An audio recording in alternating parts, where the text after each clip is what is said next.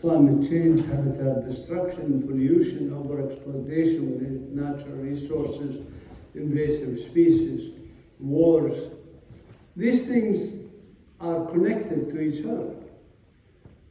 I'll give you an example. The Guardian newspaper did a study, hired some experts to look at Israeli bombings in Gaza in the first 60 days.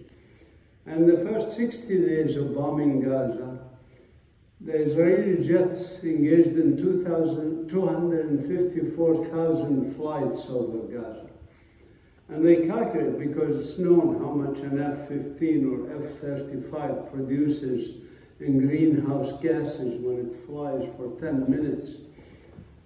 So the Guardian newspaper calculated that in those 60 days, just from flights, not from bombings, just the flights themselves, produced more greenhouse gases in 60 days than what the Central African Republic as a whole country produced for a whole year of greenhouse gases. That includes automobiles, industries, kitchens, whatever, air conditioning. So obviously war is a climate change issue. The military is the largest producer of destructive environmental damage in the world. Look at Ukraine, how much environmental damage, and Ukraine is nothing compared to Gaza. In 2 years of Ukraine war, Russia dropped less than 1/4 of what Israel dropped on Gaza so far in 7 months in terms of bombs. Actually, what's equivalent now to 3 nuclear bombs that were dropped on Gaza. So these things are interconnected. And when we talk about colonization and its impact on the environment, this started long before even the State of Israel was created. Under British rule in Palestine between 1919 and 1948, when the British left and handed over the keys to the Zionist movement, in those almost, 30 years, the British handed a lot of projects to the Zionist movement to destroy the environment, like draining the wetlands of the Hula area, or like destroying Palestinian villages. So this was started before the State of Israel was created, under British control. And then when the State of Israel was created in 1948 on top of Palestine, then further damage was done. Now, remember those villages I showed you that were depopulated, Palestinian villages in the red dots I showed you in the map.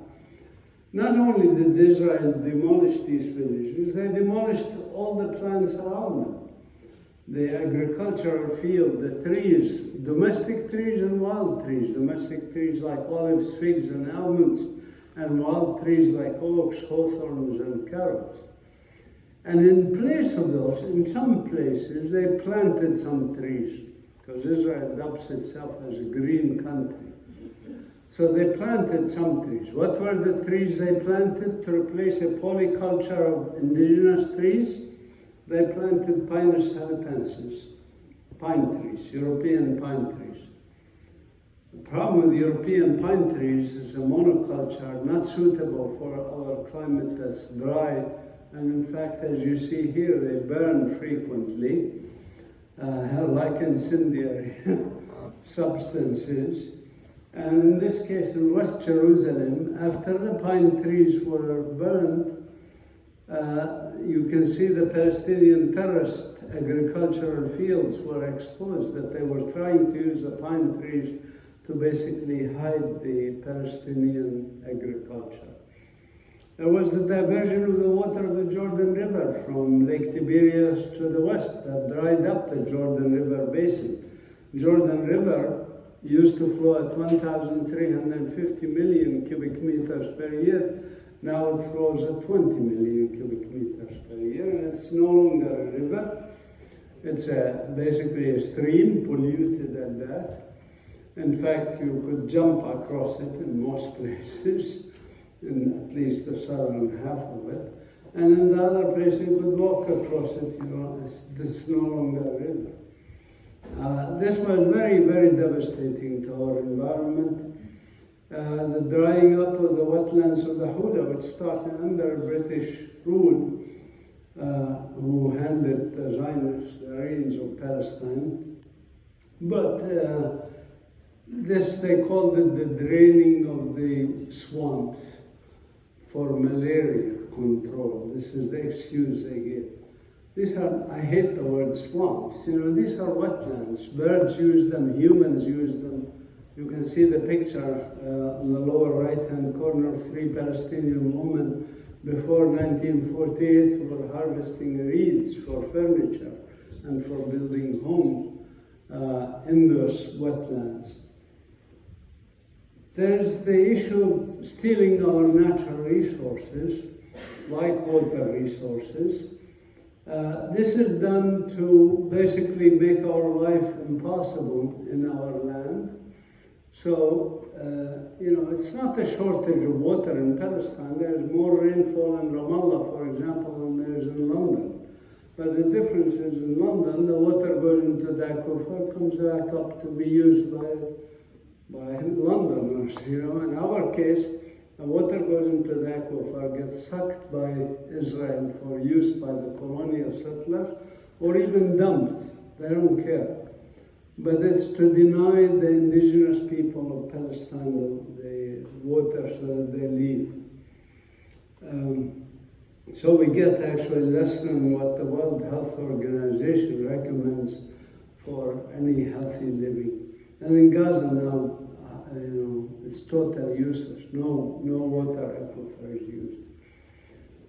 There's other impacts on the environment of colonialism. For example, the genotoxic effects of Israeli industrial settlements built near remaining Palestinian communities. My students and I do research on these kinds of things.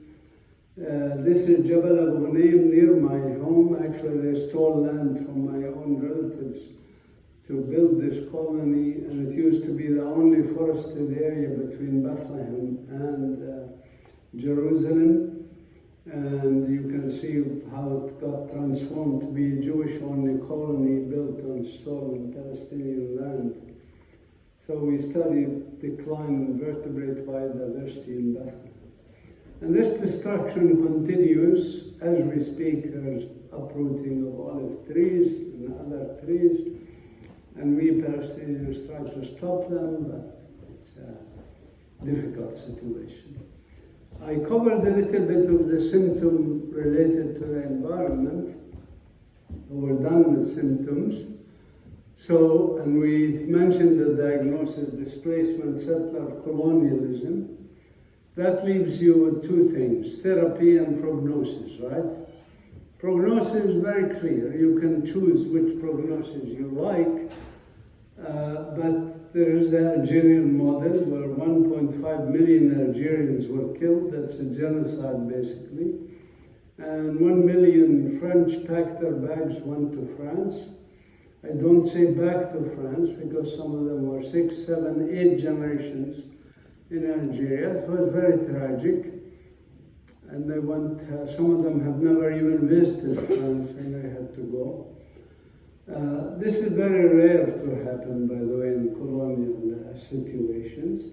There's the genocide model where, there's genocide in all of these things, but this large-scale genocide, so there's very few left, like in the US and largely in North America in many places.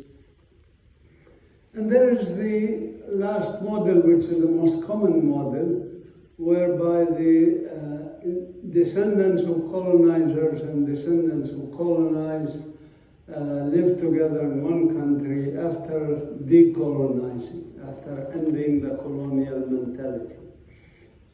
This happened in most of the world, like South America, Central America, Caribbean islands in North America, like Mexico and Canada, and all of Europe, essentially, in much of Asia, or all of Asia, and many countries in Africa. I don't know which one you prefer, but we Palestinians have always preferred the third model. I've always pushed for the third model, which is less violent and less genocidal of people and less traumatic even for the colonizers. So that's in terms of prognosis, that's what's likely to happen, is that third model. Please get out of your mind the idea that there is a fourth model, that is a two-state solution to a colonial, anti-colonial struggle. That never happened in history and will never happen in history. For many reasons, if you're curious about it, you can read my book called Sharing the Land of Canaan, which is available on my website, Qumsiyeh.org, which you see at the bottom there. I don't believe in copyright, so you can read it there. But anyways, that leaves the issue of therapy, which is, of course, if you had an illness, you went to a doctor like COVID-19, well, they tell you, well, if your immune system is good, if your B and T cells are strong, there's not much to worry about, you will recover. So that's what resistance is, your innate body response to that. And when I use the word resistance, this is what I mean. I like this drawing somebody shared it with me. It is not what you think of if you watch mainstream media in Australia or North America or whatever, CNN, Fox News.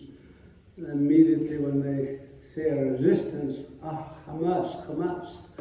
No, that's one tiny portion of the resistance. Resistance is bell-shaped curve, and most of it is actually popular and non-violent resistance. Most of it, 99% plus. Small portion is armed resistance. International law, by the way, says oppressed people have a right to resist by any method they choose. So clearly, colonized people, oppressed people have a right to resist.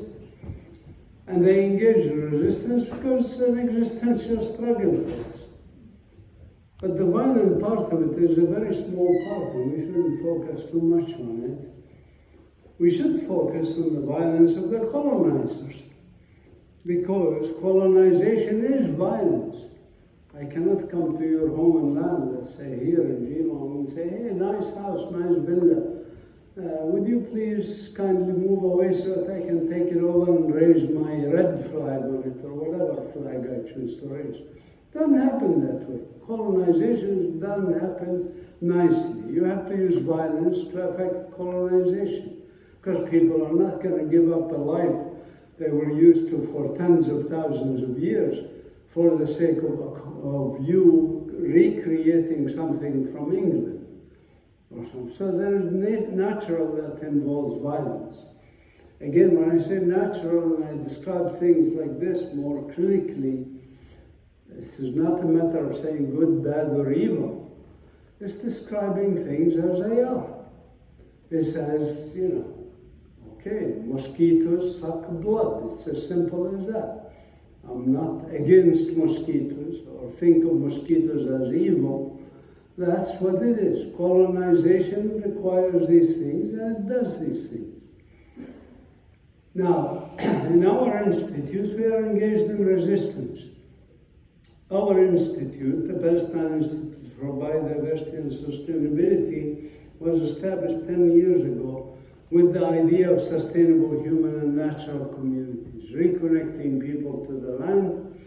Our motto is respect, first for ourselves, we can change our own circumstances. Second, respect for other people, regardless of their religion or background. And third, respect for nature. This is what we aim for. By the way, when we say from the river to the sea, Palestine will be free, what does that mean? Palestine will be free for all its inhabitants, Jews, Christian, Muslim. They'll be free of mentality of colonization. They'll be free of oppression. They'll be free of being victims or victimizers. They'll be free. That's what we mean by it. Please don't confuse what the Zionists want you to believe about us, that somehow we don't like Israelis, we don't like Jews, or nonsense. I was arrested over a dozen times, by the way, for my nonviolent actions.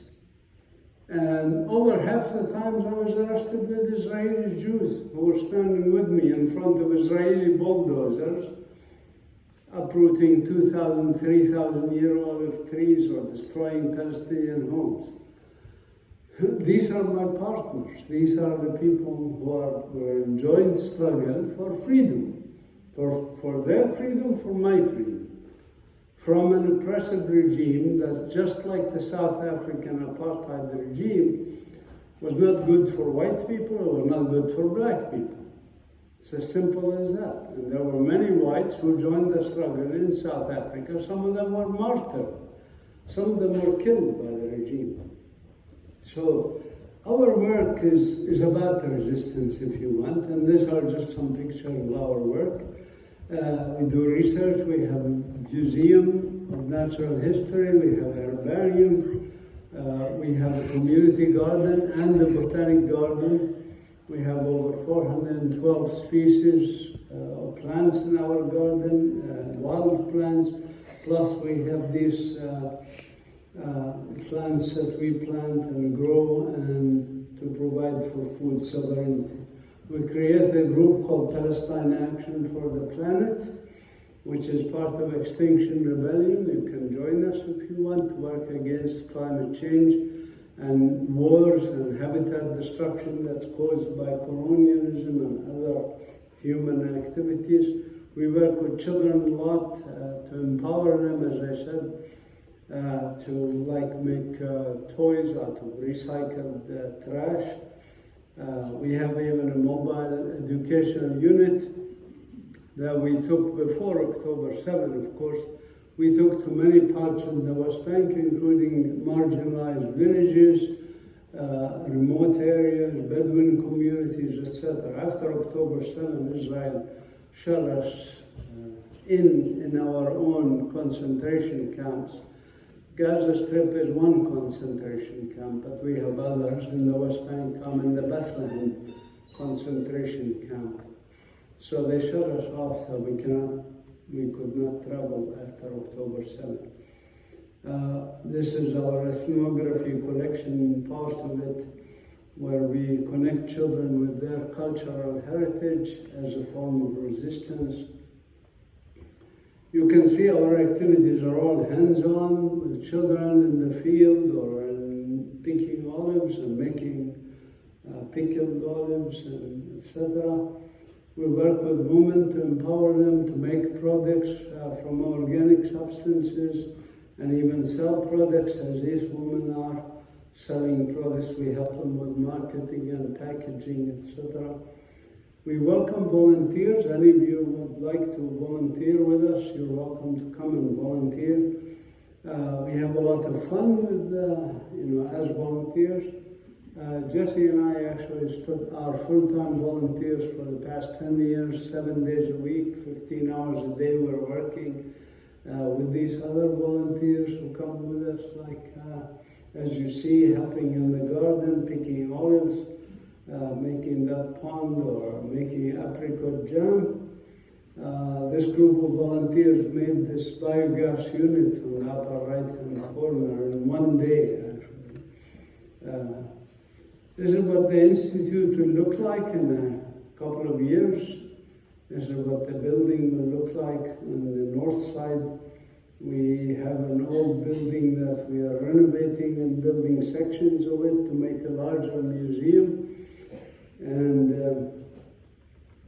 I will pass around this QR code and a sign-up sheet for those of you who don't want to use the QR code. You can put your email on this sheet, but you can also scan the QR and put your email so that we stay in touch. We just fill it and pass it on. We would welcome your support, of course. Here. I noticed people. Thank you.